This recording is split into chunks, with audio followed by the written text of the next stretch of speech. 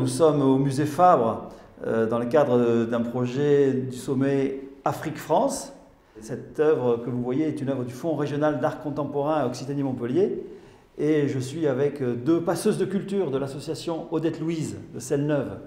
Et notre projet commun est de donner à voir et à commenter cette œuvre de Frédéric Boulibois-Abré, un artiste ivoirien qui a eu en 1948 une étrange vision. Alors Patricia, comment vous voyez cette vision solaire de Bouabré?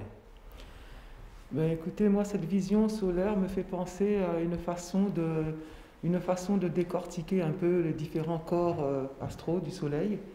Et donc finalement, au lieu de les faire s'emboîter comme ça, il les a décortiqués en transfiguration progressive.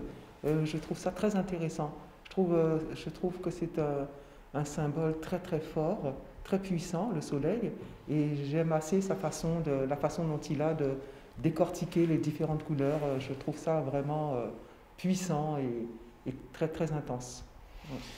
Et la Révou est là, ces différentes couleurs, vous leur donnez un sens, comment vous les... Je vois que les couleurs viennent de la nature à peu près, mais aussi je vois que dès le premier, la naissance du soleil jusqu'à la mort, et après la renaissance. Je vois, chaque couleur, il y a derrière une petite histoire, une petite... La naissance et la mort, ce serait le jaune et le noir? C'est ça. Oui. Vous le pensez noir, le parcours de la vie comme ça? C'est ça, oui. Et à la fin, il y a le noir et on ne trouve pas le soleil, on n'a pas le soleil. Mais une renaissance. Oui, et la renaissance après.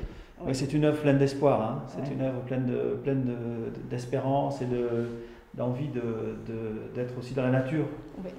On est très content d'avoir cette œuvre du FRAC ici au musée Fabre, au milieu de toutes ces très belles peintures de la collection du musée, et que vous soyez de passeuses de culture auprès d'autres personnes qui vont venir la voir.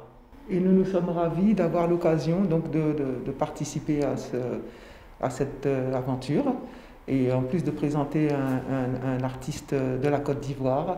Moi, je trouve ça vraiment très intéressant. Je remercie vraiment le musée Fabre de nous donner l'occasion de participer à cette aventure.